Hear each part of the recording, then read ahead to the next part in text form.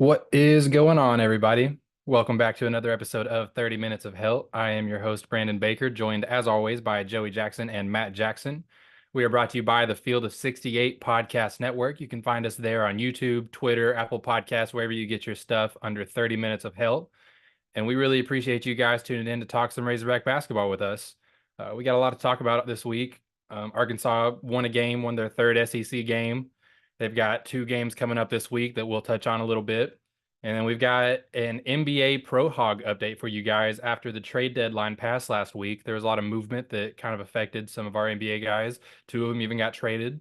So we'll get a little bit more into that here in a little bit. But for now, let's jump right into Arkansas versus Georgia. Arkansas gets a 3-point win over the Bulldogs in what was actually a pretty good game for Arkansas. I didn't get to watch all of it live, but on the rewatch, there was a lot of things that I did like in this game. Probably shouldn't have been as close as it was at the end. They really, once again, kind of let their lead slip up towards the end. But overall, a lot of good things, a lot of good ball movement, a lot of guys scoring the basketball, better defensive intensity, just a lot of things that have been problems that weren't quite as bad in this game. We saw some pretty good things. For sure. And we'll start off the bat with this, the return of Devo Davis. We weren't sure if he was coming back at all for the season. We never really knew a lot of concrete details about him stepping away from the team to begin with. Obviously, there's rumors flying all over the place, but the majority of those came from other fan bases trying to stir things up. So don't believe what you read on the internet, kids. Uh, but Devo came back, and I was curious how it was going to go with him jumping back into the lineup. But honestly, I thought that he did a pretty good job of letting the game come to him, maybe even almost too much because he only took one shot attempt in 35 minutes, but he made the one shot, had 4 points on the game, only had one turnover in 35 minutes of play. And I think he only played 35 minutes because he was kind of tired. It had been 2 weeks since he had played a game. I think he might have been a little bit out of game shape. I think Musselman talked about in his post game that that was the first time since he's coached Devo that he actually asked for a quick break at some point in this game. So, but overall, I liked what I saw from Devo. Uh, not a lot of bad decisions. Just kind of let the game come to him. Played pretty good basketball, I thought, and like I said, he was out there for 35 minutes, so it must seem to like what he brought to that group too, that small ball lineup that we saw a lot of. What did you guys think about Devo in this game coming back? Yeah, I thought, like you said, Brandon, I thought he really let the game come to him. I thought that his flow was very good. I do want to say I think that Devo playing those 35 minutes, like you said, it shows that he didn't really leave on bad terms. You know, if it was a situation where he stormed out of practice or he let Muss have it, whatever. I don't think that we would have seen him even play in the game, let alone play almost an entire 40 minutes of basketball. But this is just another reason to say you don't know what happened. Those rumors that you mentioned, that's just what they were, is rumors. So good to see Devo back. Good to see him contributing to the team. Very very happy with how he played in this first game back. Like you said, did look a little winded there toward the end, and but overall he played well. Only took one shot, but like I mentioned at the start of this, really just let the game come to him in this one, and that was good to see that he wasn't kind of sporadic or throwing the ball away. Kind of on edge. He just kind of was relaxed and did what he needed to do, and it showed. Yeah, and I really hope he sticks to that, just letting the game come to him, doesn't try to force anything, doesn't try to be that offensive threat that I feel like I know he wants to be, but I feel like he did a really good job being our point guard. Mhm. He had 3 assists, and I think that was tied with L. Ellis for the most on our team that game. Yeah, and I just really liked how smart he played, and I'm glad that he's back and everything seems to be okay as far as chemistry between him and Musk goes. Like Joey said, just happy that he left on good terms. It seems, especially getting this minute load. So Devo, happy to have you. Keep doing what you're doing. Yeah, and going off of what you said, Matt, I think that Devo really found a good spot in this game with Georgia trying to run some of that high 1-3-1 zone that we saw. Mhm. Musselman really put Devo in the middle of the court and kind of let him be the decision maker. When guys could get the ball into Devo, he was really doing a good job at throwing pump fakes, swinging it to the other side of the court, just kind of keeping the ball moving and getting guys involved. And I think that was a big reason why he had those 3 assists, but also why he was able to stay on the court for so long, even when he wasn't really looking for a shot. I think that he was just doing a really good job of playing the middle of that zone very well. And just the ball movement in general looked really good in this game. And a lot of it, I mentioned it just a little bit earlier, but the 4 guard lineup that we saw, where it was Devo and Mark were kind of running the forward positions. And then we had 2 point guards out there with them, with L. Ellis and Keon Minifield for most of the game. We saw Blocker sub in a little bit for them at times, but most of the time it was those 4 alongside Makai Mitchell and then some of Jalen Graham. Those were the 2 primary bigs that we saw a lot of in this game. But Musk said after the game the team had 227 assists during the game, and I think their team goal is usually 200. So that's a big, huge number, especially with this team that has really struggled at times to move the ball and be consistent offensively. And you had 5 guys scoring double figures. You had Jalen Graham being a very focal point in the offense, doing his thing in the paint. You had, like I said, Ellis and Minifield both shared the court and both played very confidently. Both of them tied to be the leading scorers on the team in this game. And this was actually for the first time in Makai Mitchell's career. He scored double digits for 4 straight games. He's never done that in his 5 seasons in college. So just all around a really good offensive game. What do you guys think about the offensive side of the ball for the Hogs? Let me jump in real quick and just say I think Brandon meant that we had 227 passes. Oh, not say He, assists. yeah, as much as I wish we had 227 goodness. assists, 227 passes. Yeah. Team passes, yeah, 200 passes is the goal for the game, and this, but still a good number of passes, a good number of assists resulted from that. But yeah, Yeah. thanks for that. But yeah, going back to what you were saying, Brandon, very, very happy with how the Hogs played in this one. Yes, it was a close game. Yes, we could have won by more. But I said last week that a key to beating this team would be limiting those points off turnovers, and that's exactly what they did. Very impressed with how the Razorbacks defended the break, held on to the ball. We had 25 points off turnovers in the previous matchup. We only had 8 this game, so really, really nailed down on that. I mean, obviously, if we would have had 25 again, we would have lost the game.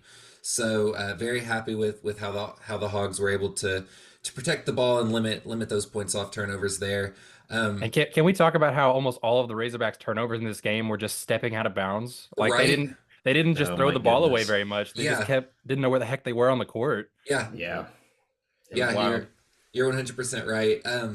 And then with the offense, spacing in general was much better.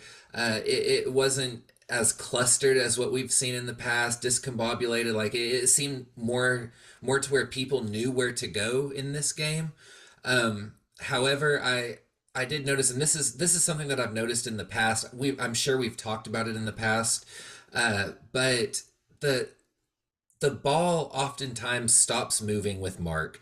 As great of a player that Mark is, as talented he is off the dribble, it it happens where we're getting the defense on their heels, we're moving the ball really well, then the ball will hit Mark's hands and he'll just sit there and he'll observe. He loves the ISO game. We all know this. He likes taking guys off the dribble and hitting that little midi pull up.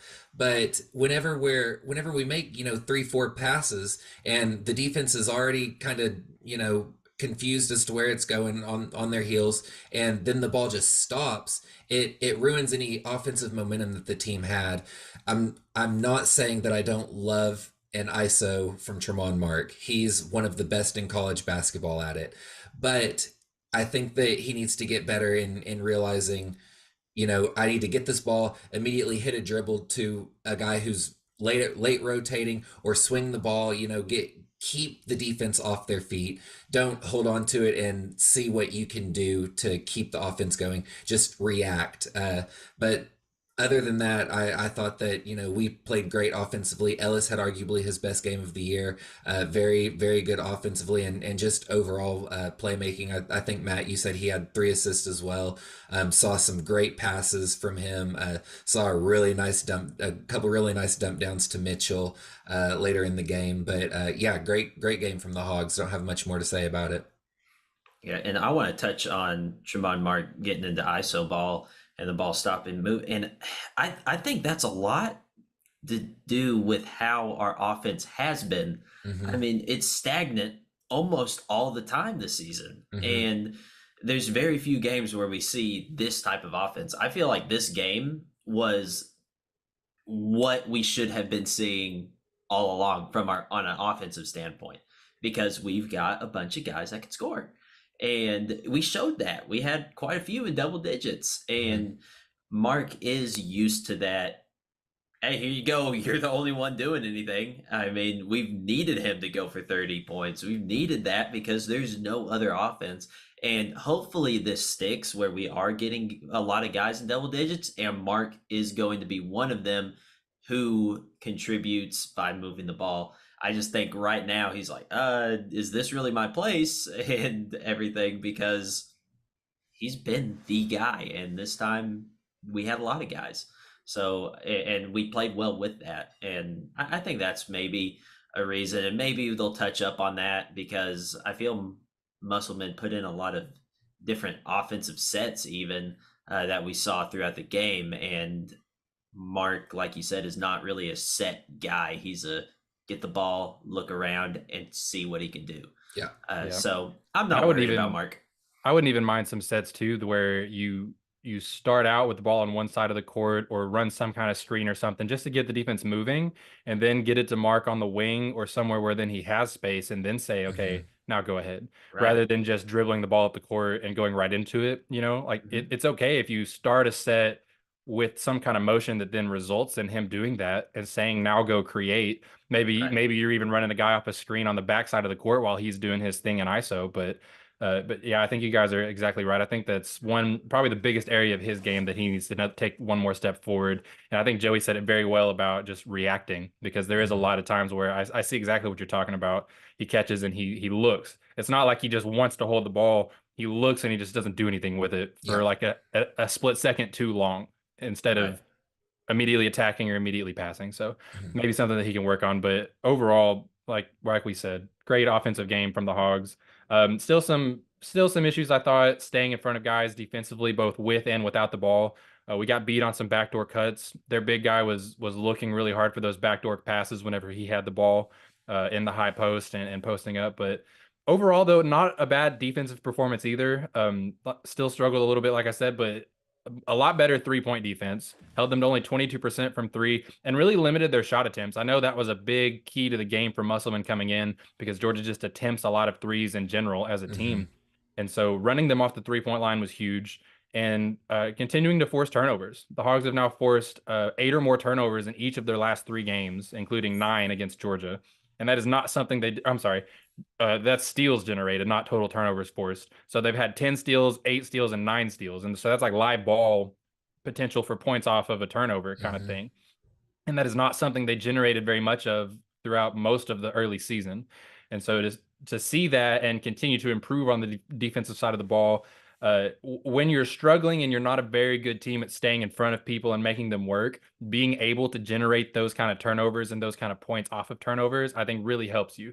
It helps momentum wise. It helps get you some free points. It helps get your guys in a groove, stops them. It's just, there's a lot of things that it can affect. And so that isn't the only thing that they need to work on, but it's a nice band-aid, I think, that can cover up some other gaps, that like other things that they struggle with. So Yeah. very happy to see those kind of things. The defense really worked in this game too. Musselman talked about how Devo and Ellis both were able to kind of guard up from their position. They were both kind of guarding the 4-man, and Ellis guarding the 3-man sometimes, even though they're a little undersized. And they both did a really good job of holding their own defensively and helping with the rebound effort. And so as long as they're able to do that, I really like how this small ball lineup looks. I'm curious to see if they're going to be able to do that against other teams that have a bigger 4-man, or somebody that's going to hurt us in the rebound battle, hurt us with their back to the basket, something like that. So I'm very interested to see if we can continue playing that small ball moving forward, or if it's going to come back to bite us a little bit defensively. Right. Yeah. But overall, can't complain a whole lot about this game. And speaking of moving forward with this small ball lineup and how it's going to go, Hogs have one of their biggest tests of the season coming up, and we're going to see if this small ball lineup maybe makes another appearance, if it can help them in this game. But up next on the schedule, Wednesday night on Valentine's Day, Tennessee comes to town, number 8 Tennessee, one of the best teams in the SEC, easily a top 3 team in the league right now. And we're going to take a quick break right here, but we're going to be right back with a full preview about Tennessee and what we want to see from the Hogs in this game. As you guys know by now, we've partnered with BetMGM this season. We'll be using BetMGM lines to make all of our picks, and we'll have special offers for the listeners and the viewers of the Field of 68 as we all get ready for the best month of the year, March Madness. If you haven't signed up for BetMGM yet, you can use the bonus code FIELD150 and you will get $150 in free bets on your first wager with BetMGM, regardless of whether or not you win that first bet. Here's the best part.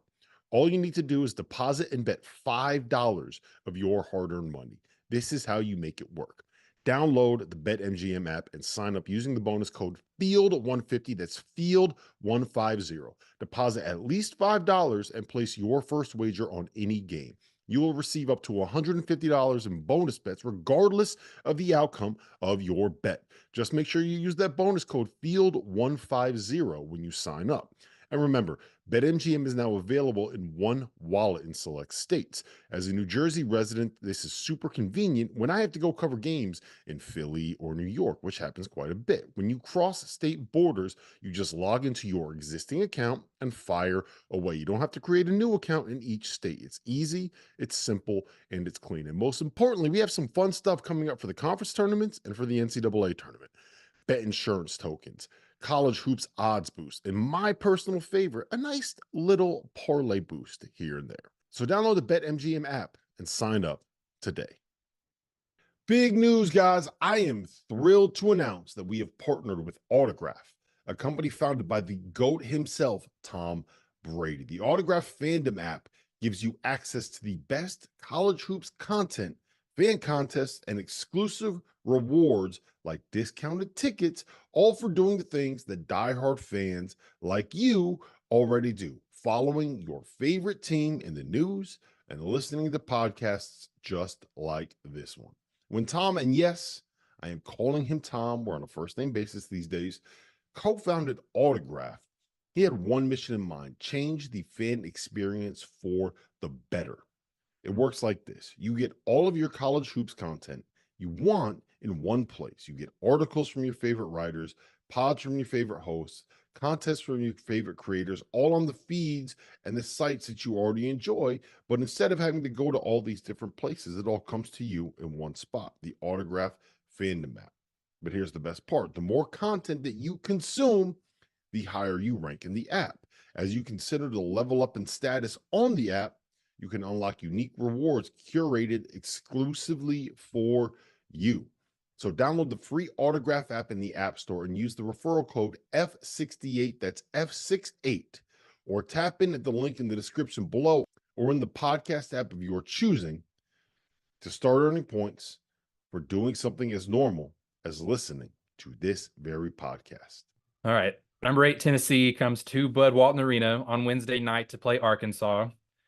It will air on ESPN2, tip off at 8 o'clock. Happy Valentine's Day to everybody. I know that your wives and girlfriends are so excited to watch this game.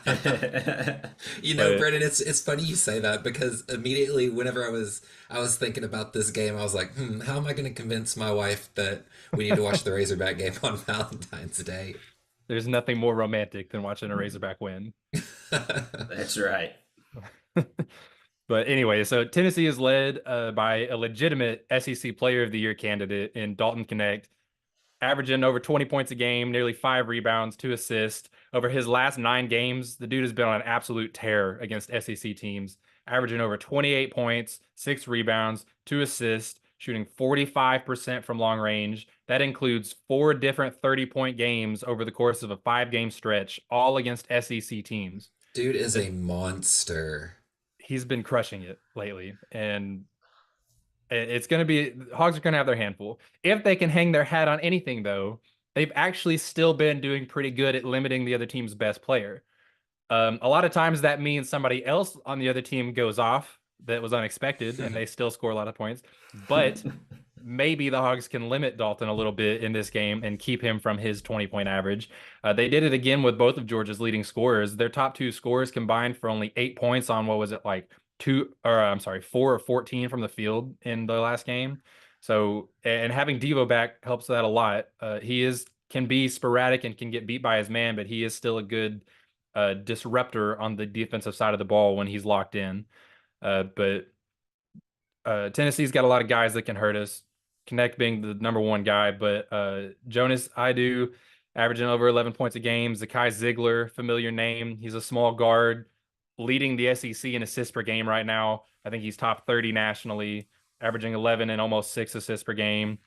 Josiah Jordan James, 6'6" forward. This will be, I believe, his 7th time playing Arkansas in his college career. This is his 5th year with Tennessee, so a very familiar with the Hogs, very familiar name.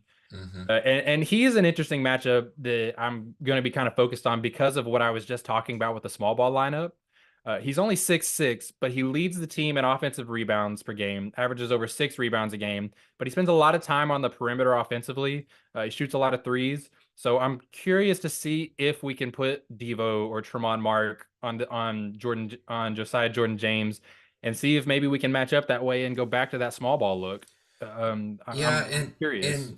And Josiah Jordan James has always kind of played that weird stretch four type of role, and it being weird because he's he more plays a shooting guard or a small forward like size wise, but yeah, that's definitely going to be an interesting matchup. Brandon, I agree.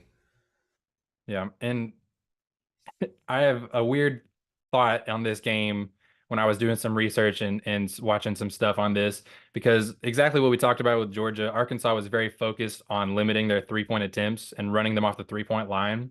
But I was noticing with Tennessee that when they've struggled recently, it seems like they're shooting more 3-pointers and settling for more jump shots, and they're just shooting them at a worse percentage. Over their last 6 games, they're 4-2. And in the 2 losses, they're shooting more threes on worse attempts per game, and they're averaging 8 less team assists per game. I think it drops from like 19 assists down to 11 in those 2 losses. So maybe instead of running them off the 3-point line, if Arkansas can force Tennessee to take contested threes and not move the ball, if you can make them shoot over the top of you, maybe it's not the worst strategy. I mean, if we can make them shoot more threes than they actually want to, than they're comfortable with, they've proven that whenever they settle for more shots, they're not shooting them as well. So maybe that's a strategy that we see, a little turnaround from what we saw at Georgia.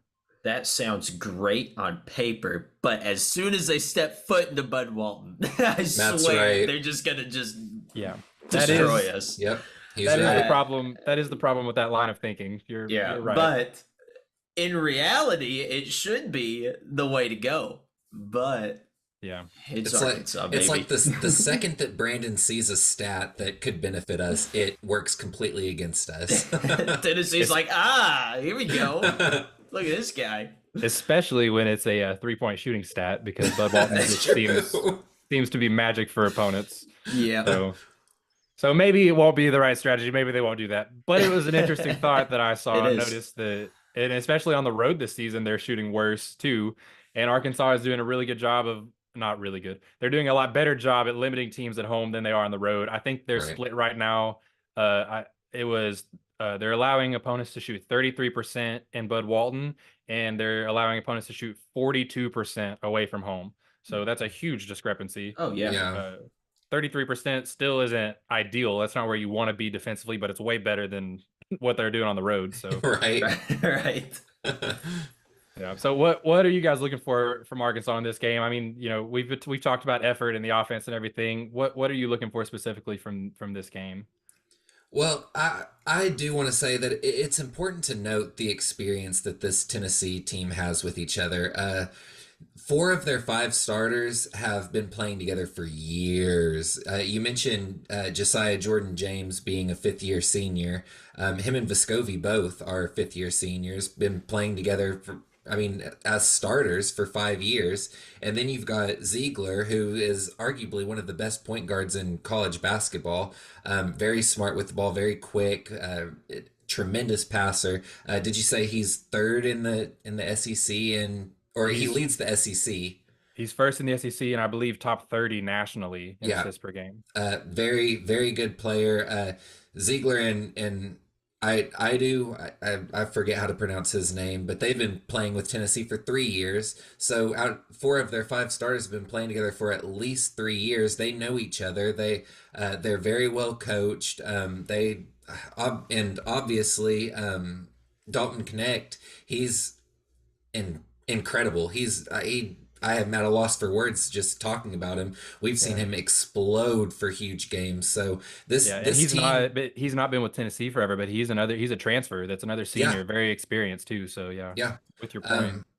Um, it's just this team is a legit, title contender, and I mean, it's going to be hard to match up with a team of this caliber, a team that's played together for so long, with arguably the best player in the SEC and Connect. But really looking forward to this game, especially with how Arkansas has been playing.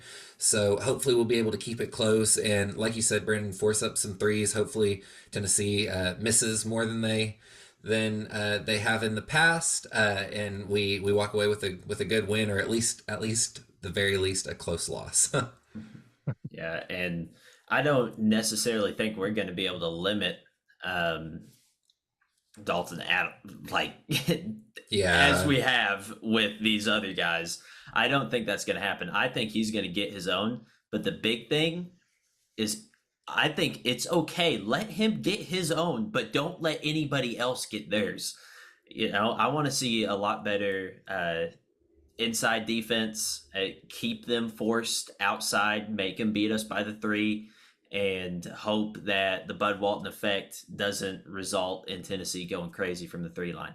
And I think that's going to be the key to success for the Razorbacks is force it outside. He's going to get his. He's a great player, phenomenal player, but don't let some random guy come in and drop 18 points on us when we can't allow that because another guy's dropping 30. So Yeah. I think that's going to be the key to success. Yeah. Joey said it. They are title contenders for a reason. They're a very good team. They're top 10 in almost every metric that you look at across any site. So it's going to be a tough game. There's no way around it. The good thing for Arkansas, though, is that the 4 times that we've seen them be a real basketball team this year was against the best teams that they've played. So maybe when the lights are brightest, they'll come out and do it again. Mm-hmm. They did it against Purdue. They did it against Duke. They looked really good against Kentucky, even though they lost. Maybe we'll get a good game out of them again in this one. That's They've very been true. competitive, even with a loss against Kentucky in 3 of their last 4 games. They've looked better. Mm-hmm. If you ignore the blowout at LSU, but that could very well be the Hog team that shows up in this one. But 3 of the last 4 games, they've looked better. We've seen a lot of marginal improvements that have given a little bit of hope. It's just really late in the season to be seeing them. But so after Tennessee, the Hogs travel to Mississippi State on Saturday for their second game of the week. Mississippi State is currently riding a 2-game win streak over Georgia and Missouri after losing at Ole Miss and at Alabama. They're right around mid 30s in the net, Ken Palm, all that stuff, but they're ranked number 11 defensively on Ken Palm. So that's just going to be a very tough game for Arkansas to go on the road and have a chance in. Like we talked about, the Hogs are not. We talked earlier about the Hogs' defense on the road versus at home. Their offense, like their 3-point shooting, is a very similar story. It's been pretty bad on the road compared to what it is at home. So facing a good defensive team like that on the road is going to be pretty tough. Tolu Smith, who was out for a while to start the season, has come in and just been tearing up SEC teams, averaging 16 points and 11 and a half rebounds over his last couple of games. He's just a dominant big man that he's given Arkansas trouble in the past. And so that'll be a really tough matchup for our bigs going on the road there too. All right, I'll pose one more question before we move on to our last segment. What do you guys think Arkansas's record is this week? Tennessee at home and then at Mississippi State. I'm gonna say that we pull 1-1 with a win over Tennessee. Okay. 2-0, baby. That's the Matt we know and love. Matt's Let's eating go. his socks, baby. Let's go. I'm just saying, by the numbers, Arkansas has not been eliminated from anything yet. They go out and win the rest of their games, they're going to have 20 wins on the season and be knocking on the door. I'm not saying, but I'm just saying. That's true. That's true. I think I'll go with 1-1 also. I don't know which one it's going to be, but they've just looked better. We've seen the improvement. I think they steal one of these games, even though they'll be pretty good underdogs in both games. Hmm. Um, but anyway, so that's what this week looks like for Arkansas, the current team. But up next, we're going to take a look at some of the former Razorbacks and kind of how they're faring in the NBA and kind of some of the fallout from the NBA trade deadline. So the NBA trade deadline happened on Thursday, middle of the day, and there were two Razorbacks traded. Daniel Gafford went from Washington to Dallas, and Patrick Beverley went from the Philadelphia 76ers to the Milwaukee Bucks. And so let's just talk about these two guys first, and then we'll get into how some of the other guys might have been affected. But man, Gafford going from Jordan Poole to Luka Doncic and Kyrie Irving is a huge upgrade in talent for him. Oh yeah. And honestly, this might be the first time in his career that he's really getting to play meaningful basketball and not just being on a bad team soaking up minutes. So what do you guys think about this move for Gafford? How awesome is that for him? I think it made Dallas a lot better. My goodness. Just in the first game he played alone, he didn't play too much, but he's clearly showing that he's been held back by a bad team. I think he is really going to thrive there. I'm really excited. I think in one of his press conferences, he said that it felt like he got drafted there. And he's really excited to be there. So I'm happy for him. I think he's going to thrive in Dallas for sure. Yeah, I completely agree with you, Matt. I said this to y'all whenever we got the notification from Woj that it happened. But I think that Gafford is really what Dallas wanted Christian Wood to be. He could really move the needle for the Mavs. I think that I mean, obviously he won't be a starter. You know, you've got Derek Lively, who has the potential of heaven. Really, he's a very, very good player. But I really think that Gafford could find a nice home in Dallas for the long haul. Yeah, and it's kind of cool because followed Bobby Portis's footsteps in the league. Both drafted to Chicago, made a pit stop in Washington when they weren't that great. And Bobby went and joined Giannis in Milwaukee and helped him win a ring the very first year he was there. And now Gafford's coming to join another superstar, joining Luka, and maybe giving him a chance and kind of that same role off the bench, Right. that big man off the bench. Maybe he could follow in Bobby's footsteps and move the needle for Dallas the way that Bobby did in Milwaukee. So that would be kind of cool if he followed those footsteps there too. But speaking of Bobby, Patrick Beverley got traded to Milwaukee to join Bobby and Giannis, and the Bucks have just been kind of desperate for perimeter defense and some of Hmm. that leadership in their guard, their backcourt rotation. I know they got Damian Lillard in the offseason, but they've still been kind of trying to find their identity defensively. And so I think Beverly really just flips that switch for them. You know, he's just a freaking light switch on the court, a firecracker when he wants to be, Oh which yeah. is all the time. So what do you guys think about this move for Pat Bev? Yeah, I think Beverly's he's a good veteran presence wherever he goes. You know, you've seen every team that he's been on, he's had a pretty immediate impact. I mean, we saw his very first game, he had the clipboard out coaching the guys for Milwaukee. But ever since losing Drew, Milwaukee's kind of lacking that perimeter guy who they can put in and just go get a stop. And I think Beverly will be that guy. He definitely moves the needle for the Bucks, just like Gafford does for the Mavs. I really like the fit there. Yeah, having an on-court coach in Beverly and a strong defensive presence from Beverly is going to be really good for the Bucks. Somebody's got to coach, considering they have Doc Rivers. So he's Matt, got to step in. If Doc Rivers has no haters, then Matt has died. That is straight up.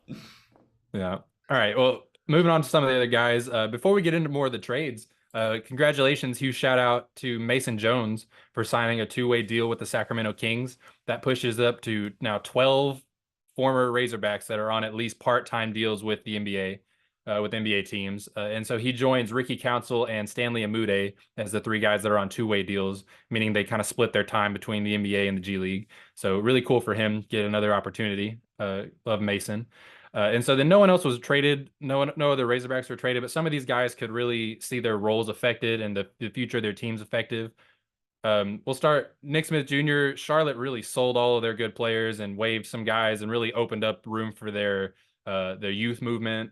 Then you had a team like Oklahoma City went out and traded for another former All-Star that's going to demand a lot of minutes. And so we're going to have to see how that rotation shakes out for guys like Isaiah Joe and Jalen Williams.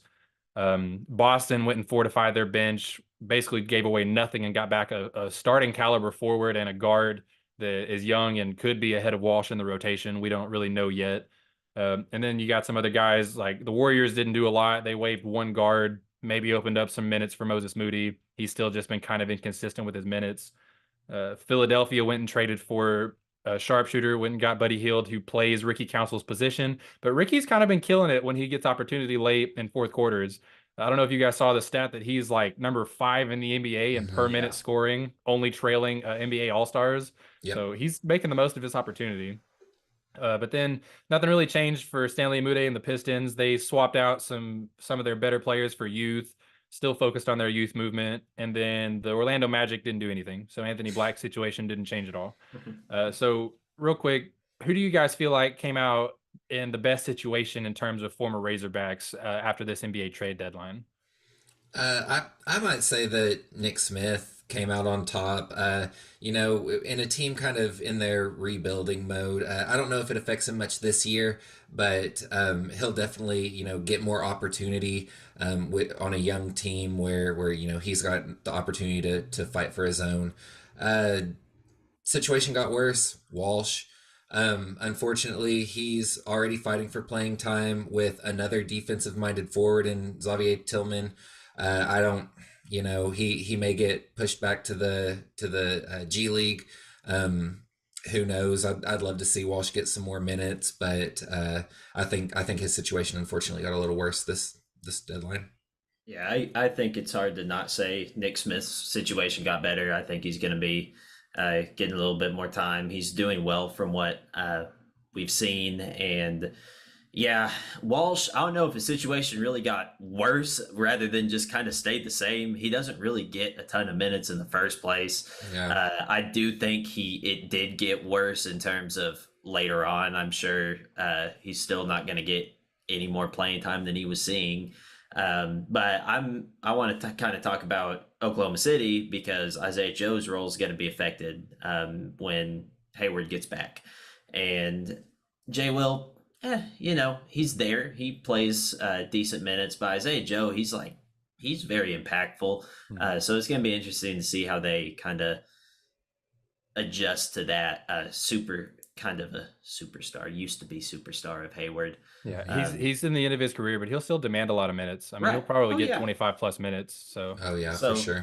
It'll be interesting to see the difference in that lineup and that rotation, having a veteran like that in there. And I don't know that if his situation got worse, but I was really kind of hoping for a different situation for Moses Moody. The Warriors were in a lot of trade rumors before the deadline, talking about getting rid of Andrew Wiggins or trading away some of their younger guys. So I was curious to see if Moody might get a different opportunity, but he didn't. The Warriors kind of stood pat. They just waived one player, or I think maybe traded him for a second-round pick or something, but they just lost one guard, Corey Joseph, and he wasn't a huge part of the rotation to begin with. So not a lot has changed for Moody. He's still just trying to fight for that opportunity, being effective when he comes in the game. But I was kind of disappointed for his sake. I thought that maybe we would see something different for him. But overall, an interesting deadline. Weren't as many fireworks as we've seen in the past, but it's kind of cool that we had 12 different guys that we had to go look and see how they were affected. Even if they were affected a lot, like moved to a different team or not affected at all, there's still 12 Razorbacks in the NBA right now. So that's pretty cool. Pretty cool that we get to go look at that. But that's all we have for you guys today. Reminder that we are brought to you by the Field of 68 Podcast Network. You can find us on YouTube, Twitter, Apple Podcasts under 30 Minutes of Hell. I have been your host, Brandon Baker. As always, we appreciate you guys joining in to listen to some Razorback basketball talk. And I've been joined by Joey Jackson and Matt Jackson. And as always, go Hogs.